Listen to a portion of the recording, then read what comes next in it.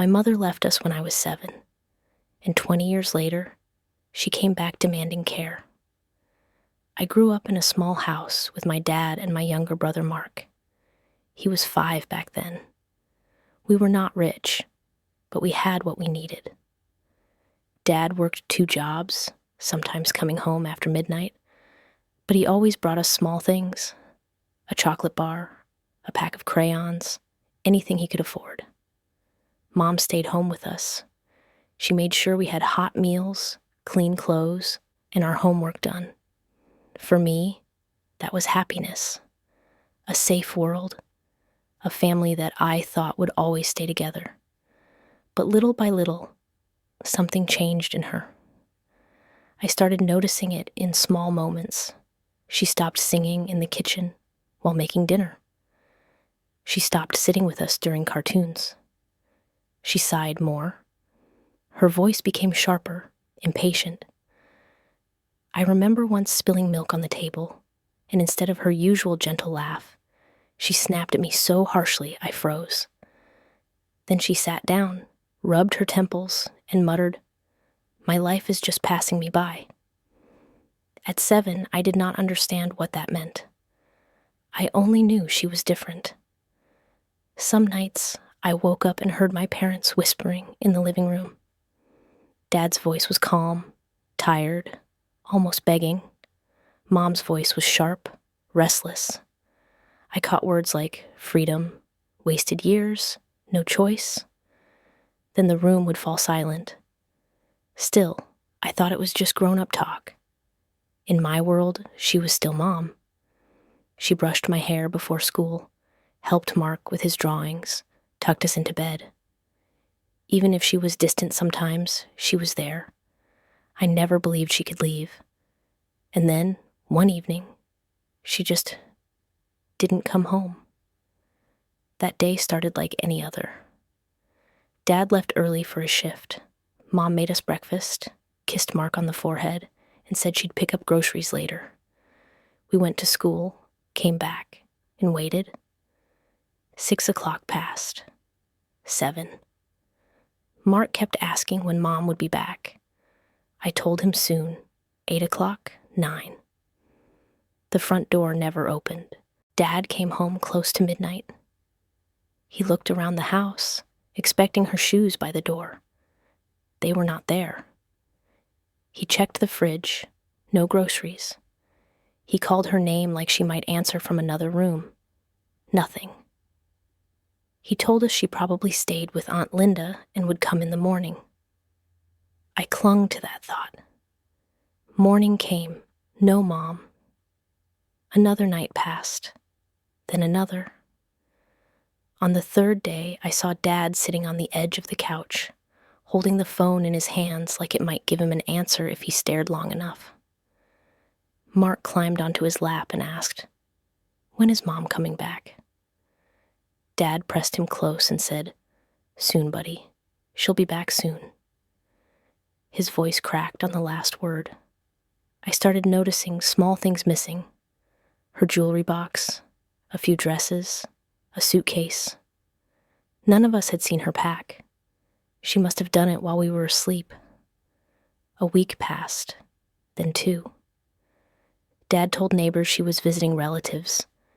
He kept repeating it like if he said it enough times, it would become true. Mark asked fewer questions, but his eyes stayed fixed on the door every night. I still believed she'd walk in, smiling, saying it was all a mistake. But inside, something was shifting. I began remembering all those sighs, the words she used, life slipping away. I can't breathe here. They came back to me now, and I wondered if she had been planning this for longer than we realized. I sat on my bed at night, hugging my pillow, staring at the dark ceiling, listening for her footsteps. But the house stayed quiet. Too quiet. The night that broke me was 2 weeks after she left. Mark woke up crying, calling for her. Dad tried to calm him down, but nothing worked. Finally, I climbed into bed with him, held his hand, and whispered, "Mom will come back." But even as I said it, my throat tightened. For the first time, I wasn't sure if I believed it myself. And then came the moment that burned itself into my memory forever. 3 weeks after she disappeared, Dad came home later than usual. His face was pale, his eyes red. He tried to smile at us, but it looked forced. He told us again, "Mom is staying with relatives. She'll be fine." But when he thought we were asleep, I heard him in the kitchen, whispering to himself, "Why did you do this? Why did you walk out on them?" His voice broke. That was the night I realized something terrible. She might not be coming back at all. What kind of mother just walks out on her children without a word? After that night, when I heard Dad whispering in the kitchen, our house was never the same. The silence got heavier. It was as if we were all waiting for something that would never happen. In the mornings, Dad forced a smile, made us breakfast, and told us the same line over and over. "Mom's just staying with relatives. She'll be back soon." He said it so many times that at first I almost believed him. But then the weeks started to pile up. Mark stopped asking every night when Mom would come home. Instead, he carried his blanket to the couch, sat by the front door, and waited. He did it quietly, without tears. That was worse than crying. He just sat there, staring at the doorknob, like if he looked long enough, she'd walk in. I tried to drag him back to bed, but he shook his head. "She promised she'd be here for my birthday," he whispered. He was only 5, and he still held on to promises like they were unbreakable. Dad tried to hold it together.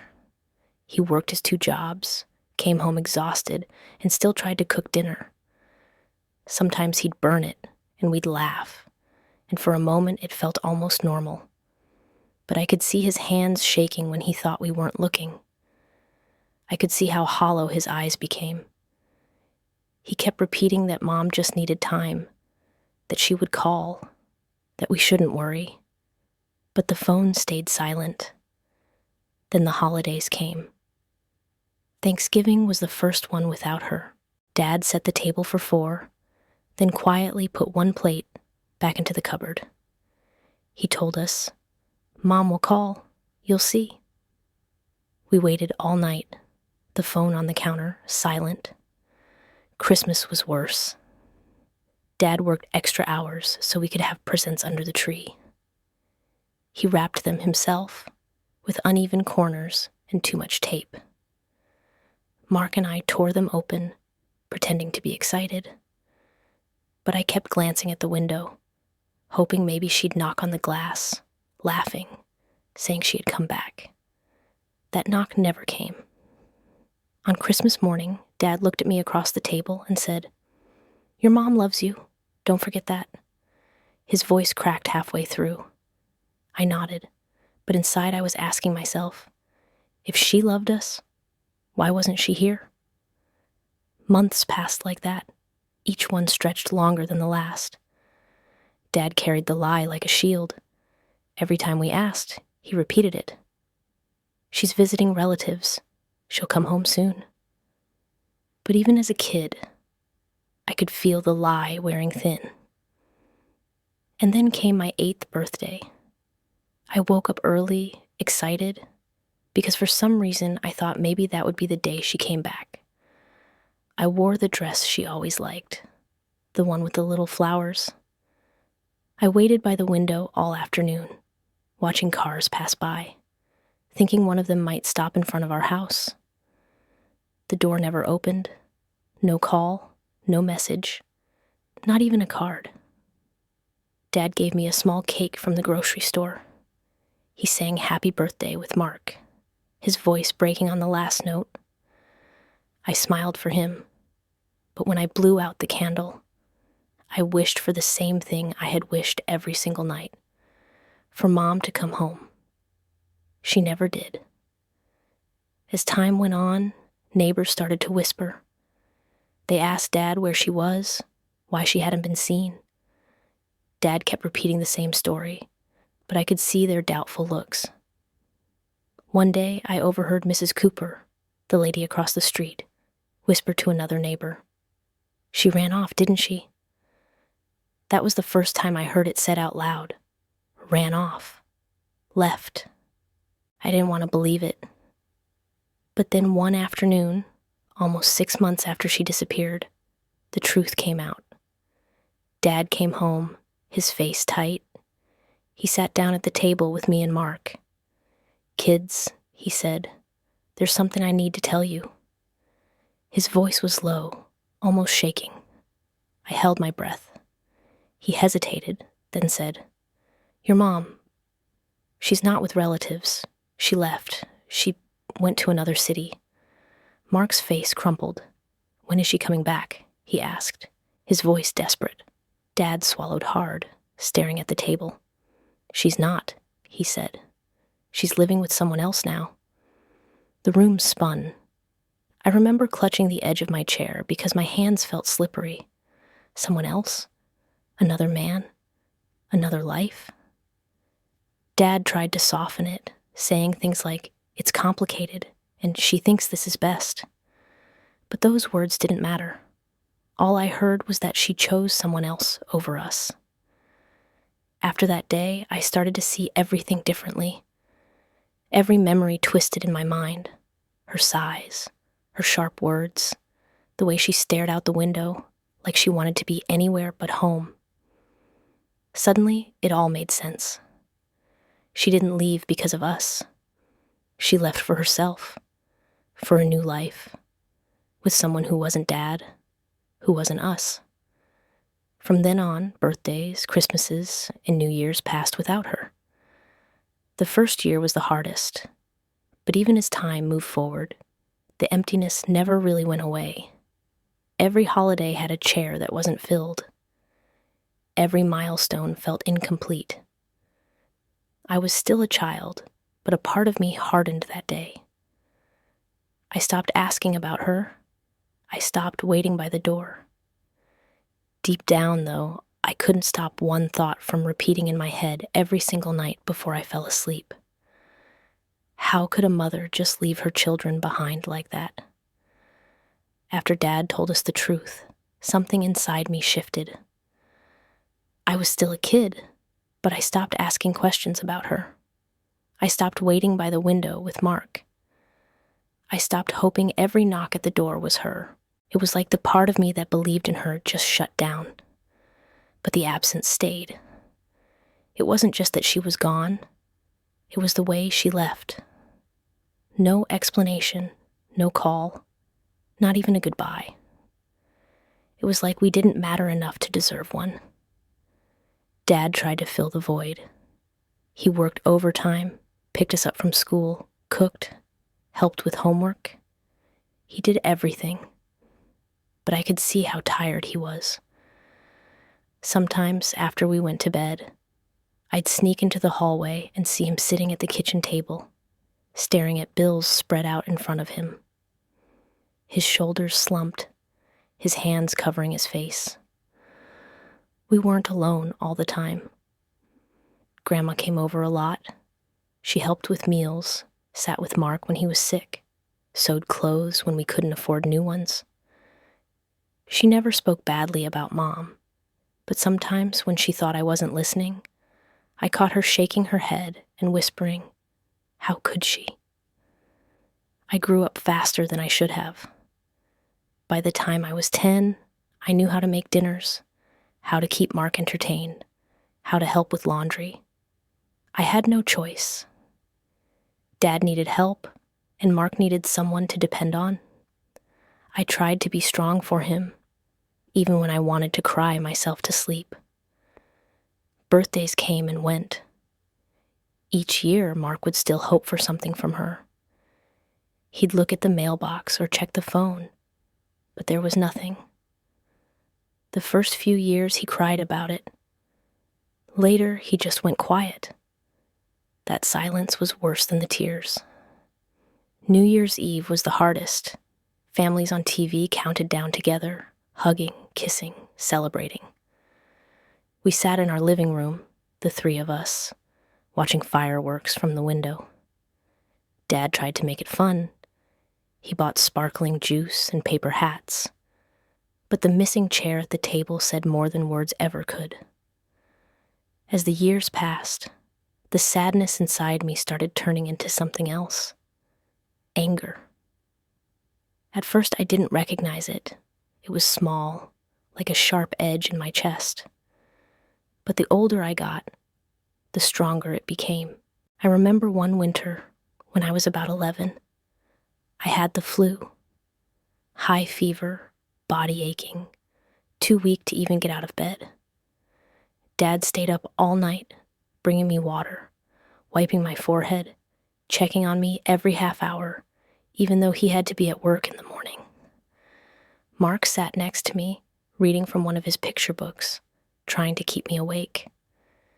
And in those long, feverish hours, one thought kept hammering in my head. Mom should be here. She was supposed to be the one sitting by my bed. She was supposed to be the one holding my hand. Instead, she was gone, living another life somewhere, while Dad nearly broke himself to keep us safe. That night, the anger finally took root. It never left me after that. By the time I was 13, I barely thought of her as my mother anymore. She was just a name we didn't say, a ghost that haunted birthdays and holidays. And then, one afternoon, everything I thought I knew about her shifted again. I was at a friend's house. We were scrolling through Instagram together, laughing at memes. I wasn't even thinking about her. And then, in the middle of my feed, I saw a face that froze me in place. It was her. Her profile picture showed her smiling, her hair styled, makeup perfect, wearing a bright dress. She looked happy, healthier, younger than I remembered. I clicked the photo, and my chest tightened. She wasn't alone. There was a man next to her, his arm around her shoulders, and in her lap, a little girl, maybe 3 years old, blonde curls, big eyes, my mother's daughter. I stared at that picture for what felt like forever. She looked like she had everything she wanted, a new family, a new life. She looked like she had never even lost us. I didn't realize I was gripping the phone so tightly until my friend asked what was wrong. I just shook my head and shoved the phone back. I couldn't explain it. How could I? I went home that night and locked myself in my room. I pulled up her profile again and scrolled through every photo, birthday parties, vacations, smiling selfies with her new man, pictures of the little girl playing in the yard, blowing out candles, opening presents, everything she never gave us. I thought I'd cry, but I didn't. The tears wouldn't come. Instead, I felt something burn inside me. That anger that had been building for years turned sharper, heavier. I wanted to scream, to ask her why, to demand an answer. Why did she get to smile in those photos while Dad broke his back raising us alone? Why did that little girl get her mother while we got silence? I stared at my phone for hours, my hand hovering over the message button. One question pounded in my head. If I asked her why she left us, would she even answer? I could not get her Instagram profile out of my head. The photos of her smiling, holding that little girl, living a life that looked perfect. I stared at them until my eyes burned. And then I finally did what I had been too scared to do for years. I wrote her a message. It was short, just one sentence. Mom, why did you leave us? I read it over and over before pressing send. My hands were shaking. My heart was racing. For a moment, I felt like I was 7 years old again, waiting by the door for her to come home. Then I waited. An hour passed. No reply. I refreshed the app again and again. Still nothing. I told myself maybe she hadn't seen it yet. Maybe she needed time.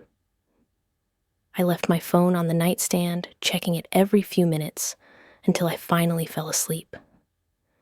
The next morning, I grabbed my phone before I even got out of bed. My chest tightened when I saw the little notification, but it wasn't her, just a random like from someone else. No reply, no seen checkmark. I tried to push it out of my head, but the waiting ate at me. I kept opening the app every hour. Still nothing. One day turned into 2, then 3. A week passed. My message just sat there, untouched. At night, I replayed it in my mind. Maybe I had said it wrong. Maybe I should have written more. Maybe I should have begged. But then I'd look at those pictures again, the ones where she looked so happy, and I'd wonder, how could she post all this and not even care enough to answer me? The second week came. Still nothing. And then one morning, I tried to open her profile again, and it was gone. I searched her name. Nothing. I tried from Mark's account. Nothing. She hadn't just ignored me. She had blocked me. I sat on the edge of my bed, staring at the blank screen, my hands numb. She had erased me, like I was nothing more than an inconvenience she could delete with one click. That hurt more than her leaving. When she walked out years ago, at least I could tell myself maybe she had no choice. Maybe she still thought about us, but this was different. She saw my name, she saw my words, and instead of answering, she cut me out completely. I didn't tell Dad, I didn't tell Mark. I kept it inside, carrying it like a weight. But every time I saw him struggle to pay bills, or saw Mark looking at the door, I wanted to scream at her. I wanted to shove my phone in her face and say, "Look at what you left behind. Look at what you did to us." Instead, I kept scrolling through her photos from memory. The vacations, the birthdays, the new family. I replayed them in my head like a movie I couldn't stop watching. Each image felt like another reminder that she had chosen them over us. The anger inside me grew sharper. I wanted answers. I wanted closure. But she had shut the door on me for good. One night, I sat in the dark, staring at my phone, the empty search bar mocking me. I whispered out loud, even though no one could hear me. Why wasn't I enough? And in that silence, I realized something I had been avoiding for years. She wasn't coming back. Not now. Not ever. But the question that haunted me was worse than her absence. If my own mother could block me out of her life so easily, what did that mean about me? After she blocked me, I stopped looking for her. I told myself I was done. I buried it deep, the anger, the questions, the ache that never went away. Years passed. I grew up. I built a life of my own. By the time I was 27, I had a job I liked, a small apartment, friends who felt like family. Mark was 25, steady and grounded, working in construction and saving for a house. Dad was older, worn down from years of double shifts, but still strong, still the man who carried us when no one else would. We almost never spoke about her anymore. She was a shadow in our story, a name we avoided. At holidays, her chair stayed empty, but instead of looking at it, we learned to focus on each other. She was the past. We were moving forward. At least, that's what I thought. One night, I was lying in bed, scrolling through Instagram the way I always did before sleep. A new notification popped up. A follower request. The profile picture made my stomach drop. It was her face. Not the same as when I was a child. Older. Wrinkles around the eyes. Hair dyed too dark. But it was her. The name on the account wasn't hers. It looked like some random username, probably fake. But I knew it was her. She didn't send a message. No, hello, no, I'm sorry. Just silently watching me from that account. I sat frozen, staring at her face on the screen. My thumb hovered over the accept button, but I couldn't bring myself to press it. My chest tightened. Why now? After 20 years, why now? I didn't sleep that night. I tossed and turned, glancing at my phone on the nightstand, half expecting another notification. Nothing else came, just that one request. Days passed, and I couldn't stop thinking about it. I didn't tell Mark. I didn't tell Dad. I carried it alone, unsure of what it meant. And then, one evening, it all came crashing back. It was a Thursday night. I had just finished dinner when the doorbell rang. At first, I thought it was a delivery or a neighbor. But when I opened the door, my heart stopped. She was standing there. For a second, my brain didn't connect the woman in front of me with the mother who had left. Her hair was thinner, her face more lined, her eyes heavier. But there was no mistaking her. Those eyes were mine. She smiled, like we were just old friends seeing each other again, like nothing had happened. "I'm your mother," she said, her voice steady. "I've come back." I stood frozen. My throat went dry. My hands shook on the doorknob. Before I could speak, she went on. "I need your help. You and your brother. I'm not well. I can't manage alone anymore. Not, I'm sorry. Not, I missed you. Not even, I love you." Her first words in 20 years were about what she wanted from me. I didn't answer. I couldn't. My head spun. The air felt too thick to breathe. Behind her eyes, I saw no regret, no guilt, only expectation. As if we had been waiting all this time for her to come back, ready to pick up where she left off. "I'm your mother," she repeated, her tone firmer, almost like an order. "It's your duty to help me now." I felt the weight of 20 years pressing down on me. Nights crying into my pillow, holidays without her, the day she blocked me. All of it slammed into me in that moment.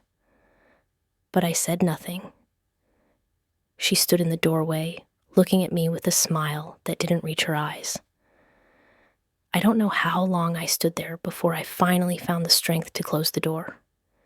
Inside, my legs gave out. I sat on the floor, my chest pounding, unable to process what had just happened. After 20 years of silence, she was back, not to explain, not to make amends, but to demand. And all I could think was, what did she expect me to do now? I didn't sleep that night.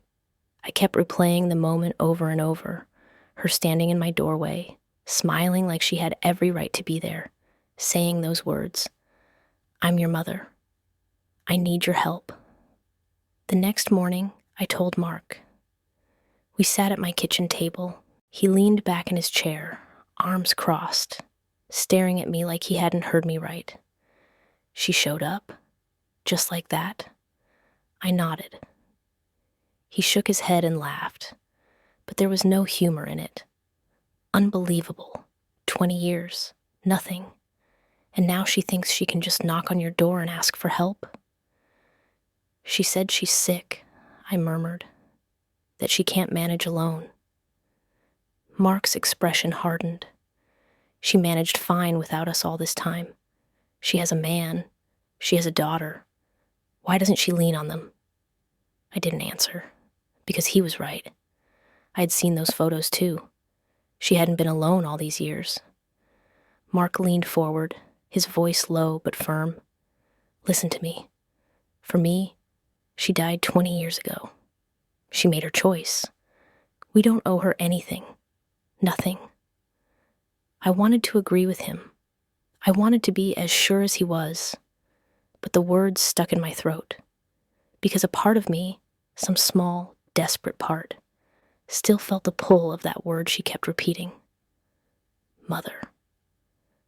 I remembered nights crying into my pillow, wishing for her. I remembered being 13, sick with the flu, asking myself why she wasn't there. I remembered writing that message and waiting for a reply that never came. And still, there was that voice in the back of my mind whispering, what if she really is sick? What if she's alone now? Mark must have seen the hesitation on my face. He slammed his hand against the table. Don't you dare fall for it. She doesn't care about us. If you go running to her now, she'll just take and take until there's nothing left. That's who she is. I wanted to argue, but I didn't. I just sat there in silence. That night, when I was finally alone, my phone buzzed. Unknown number. My stomach dropped. I picked it up slowly. Her voice filled my ear. Older now, raspy, but still hers. Your brother's an ungrateful boy, she said flatly. I always knew he would be. But you're different. You've always been softer, kinder. You won't leave me to suffer, will you? I opened my mouth, but no words came out. She didn't wait for an answer. Her tone sharpened, almost commanding. I'm your mother. You owe me that much. I gave you life. Now it's your turn to give back. The line went quiet for a moment, and all I could hear was her breathing on the other end. Then she whispered, You won't let me down. I know you won't. The call ended before I could say a single word. I sat there, staring at my phone, my hands trembling. It wasn't a request. It wasn't even a plea. It was an order. For the first time, I realized she hadn't come back out of love. She hadn't come back to make things right. She had come back because she wanted something.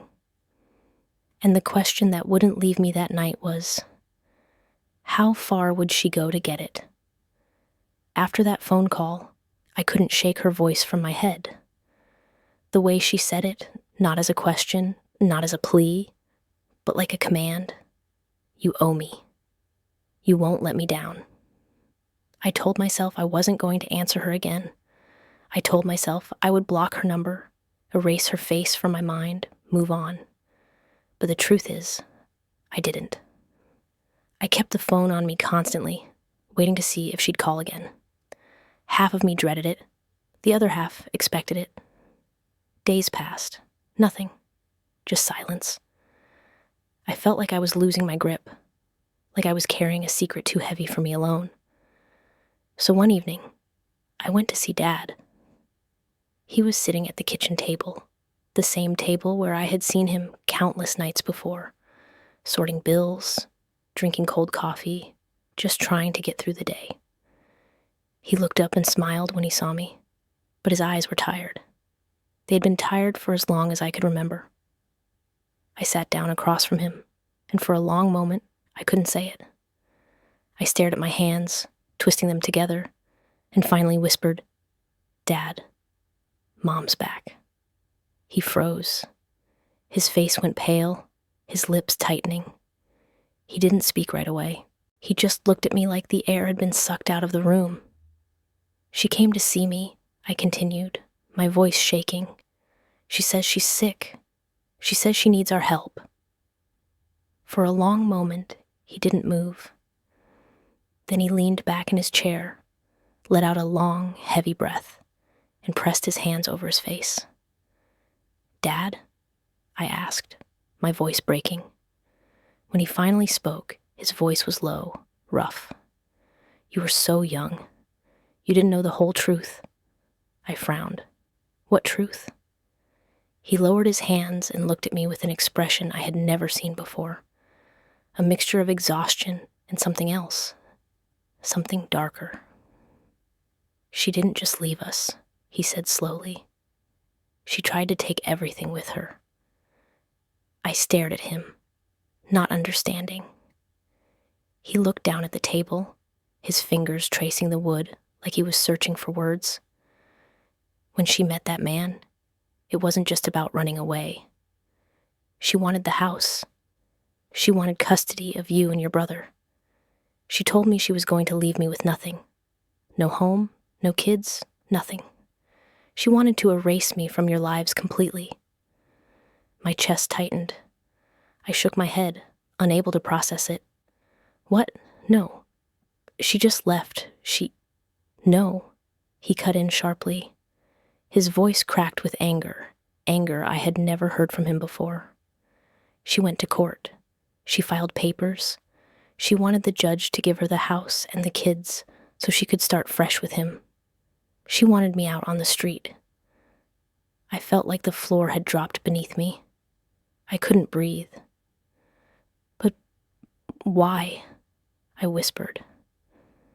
His hands trembled as he rubbed his forehead. Because she didn't want me anymore. Because she thought she deserved a better life. Because she believed you'd forget me and love him instead. He looked at me then, his eyes wet. She didn't just leave, sweetheart. She tried to destroy everything we had. I sat there, stunned, the words echoing in my head, the image I had held on to, the idea that maybe she left because she was unhappy, because she needed freedom, crumbled in front of me. This wasn't just about leaving. It was betrayal on a level I hadn't even imagined. All those nights I had cried for her, begged for her to come back. She hadn't just abandoned us. She had wanted to take us away from Dad, the one person who never gave up on us. She had wanted to erase him from our lives. I thought about Mark, the way he had said she was dead to him. Maybe he had known, or maybe he hadn't needed to. Maybe he had just felt it, deep down, that she wasn't someone we could ever trust again. I pressed my hands to my face, trying to stop the shaking. Dad, what do I do? He sighed, his shoulders slumping. That's for you to decide. I can't tell you. She's still your mother. But you need to understand. She doesn't come back because she loves you. She comes back because she wants something. She always wants something. The room was quiet after that. The clock on the wall ticked. My chest felt heavy, my throat raw. I thought back to her words on the phone, the way she had tried to pit me against Mark. Your brother's selfish. You're different. You won't let me down. And now, hearing Dad's voice, the truth crashing down around me, I realized what I didn't want to admit before. She hadn't come back to make things right. She had come back to take again. And the question clawing at me now was, if she had already tried to erase us once, what would she try to take from us this time? After hearing what Dad told me, I felt like the ground under me had split open. For days I carried it in silence, walking around with this new version of my mother in my head. A woman who hadn't just abandoned us, but tried to erase us from our father's life completely. And yet, I still couldn't ignore the voice in me that needed to confront her face to face. I needed to hear what she would say if I asked her directly, so I agreed to meet her. It was late afternoon when I walked into the cafe. The place was half empty, the sound of clinking cups and low conversations filling the air. My hands were shaking as I scanned the tables. She was already there, sitting by the window in a beige coat, a silk scarf around her neck. Her hair was neat, her nails polished, her posture confident. She looked nothing like the sick, helpless woman she had described on the phone. She looked like someone who still believed she was in control. When she spotted me, she smiled, wide, warm, as if we were just a mother and daughter, reconnecting after time apart. I sat down across from her, without returning the smile. My chest was tight, my pulse loud in my ears. You came, she said, as if it were proof of something. I knew you would. I always knew you'd be the one to understand. I stayed quiet, waiting. She leaned forward, lowering her voice. I need your help. I can't live alone anymore. Things are hard. You and your brother need to step up. It's your duty. I gave you life. Now it's your turn. I swallowed hard, my hands curling into fists under the table. That's the first thing you say to me? After 20 years? Her expression flickered, but quickly smoothed over. I know I made mistakes, but the past doesn't matter now. What matters is the future. Family takes care of family. I felt heat rising in my chest. My voice cracked as I asked, where were you when I was sick? When I cried myself to sleep? When Dad worked himself half to death trying to give us what you walked away from? Her eyes shifted, just for a second. Then she looked back at me calmly. I had to leave. You don't understand the pain I was in. I suffered too. I laughed, but it came out bitter, broken. You suffered? We were kids. We begged for you. And you blocked me when I tried to reach out. Do you know what that did to me? Her smile slipped then. Her jaw tightened. That's all in the past. You need to let it go. I'm your mother, and right now, I need you. I shook my head. You don't get to erase the past. You don't get to just come back and demand anything from me. She leaned back, her eyes narrowing. You sound just like your father. He poisoned you against me. He always wanted to make me the villain. But I know you. You've got a good heart. You won't turn your back on your own mother. I stared at her, words choking me. Then suddenly, her phone lit up on the table. The screen faced me, and that's when I saw it. A photo. New, posted just hours ago. Her, smiling, with him. The same man she'd left us for. And their daughter, grown now, maybe 17. They looked happy, healthy, complete. I couldn't look away. My stomach dropped. You said you were sick, I whispered, my voice shaking. You said you were alone. She noticed where my eyes had landed. She grabbed the phone quickly, flipping it face down. That's not what you think. But I was already on my feet. My chair scraped loudly against the floor. My voice was low, trembling with anger. You already have a family. You already have someone to take care of you. Why are you here? Why now? Her face hardened, her smile finally gone. She looked up at me with eyes that no longer pretended softness. Because they don't owe me anything. You do. I felt my chest tighten, my breath caught in my throat. For the first time, I saw her clearly, not as the mother I had cried for as a child, but as a woman who would never stop taking, never stop demanding. And in that moment, I realized this wasn't about love. It never had been. It was about power. And I wasn't sure if I had the strength to walk away. I stood there in that cafe, my chair pushed back, my heart pounding so hard I thought everyone around us could hear it. She looked up at me with that same hardened stare. Her phone flipped down on the table like evidence she wanted to bury. For a second, I thought about sitting back down, about asking more questions, about begging her for something, anything, that sounded like regret. But then I realized I didn't need to. I already had my answer. I straightened my shoulders and said, my voice low but steady, a mother is the one who stays. You stopped being mine the night you walked out. Her mouth opened slightly, but nothing came out. She looked stunned, not because of my words, but because I was no longer afraid of her. I grabbed my bag and turned for the door. That's when her hand shot out, gripping my wrist. Her fingers were cold, bony, almost desperate.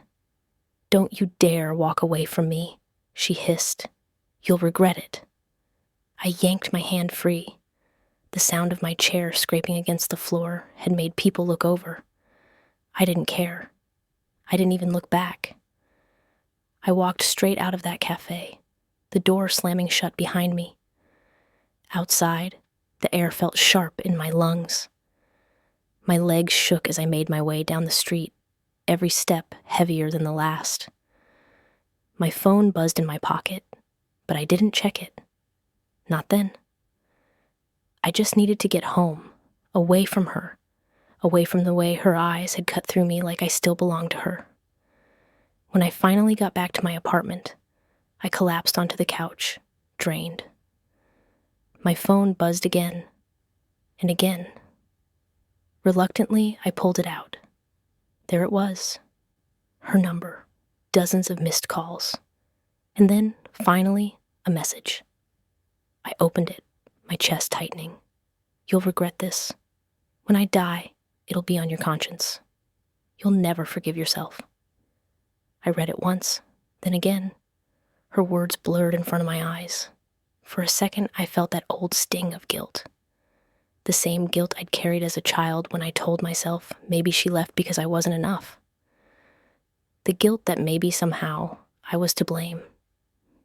But this time, something was different. I looked at that message, at her attempt to twist the knife one more time, and instead of guilt, I felt something else, a strange, quiet relief. I realized her words no longer had the power to control me. They didn't break me the way they once would have. She wanted me to carry the weight of her choices. She wanted me to bend, to give in, to feel responsible for her. But I wasn't 7 anymore. I wasn't that little girl waiting by the door for a mother who would never come. I deleted the message. I didn't answer her calls. I didn't explain myself. For the first time in my life, I chose not to let her decide how I should feel. And as the silence filled the room, I realized something I had never thought possible. I didn't feel empty. I felt free. But as I sat there, my phone silent in my hand, one thought lingered, sharp and unshakable. She wasn't finished. She never was. And the only question left was, what would she try next? After deleting her message, I sat in silence for a long time. My phone was still in my hand, but I didn't check it again. I knew more calls would come, maybe more texts, but I didn't want to see them. For the first time in years, I didn't feel the need to answer her. I left the phone on the table and walked to the window. Outside, the street was quiet. People moving on with their own lives. For so long, mine had been tied to hers. Her absence, her choices, her shadow hanging over everything.